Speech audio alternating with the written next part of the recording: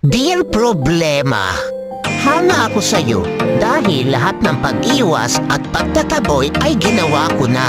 Pero nanatili ka pa rin sa tabi ko. Buti ka pa tumatagal at hindi nang iiwan kahit bad mood pa ako dahil sa'yo. Kaya lang, napapagod na talaga ako sa'yo. Pwede bang tantanan mo na ako? I-give up mo na ako, please. Mag-break na tayo, problema. Hindi na kita kayang tagalan. Kaya, iba na lang mahalin mo. Mababaliw na ako kaiisip sa'yo. Pwede, ikaw na lang mag-isip sa akin. Ikaw naman mamroblema sa akin. At nakakapagtaka ka rin problema, no? Dahil wala namang nangyayari sa akin.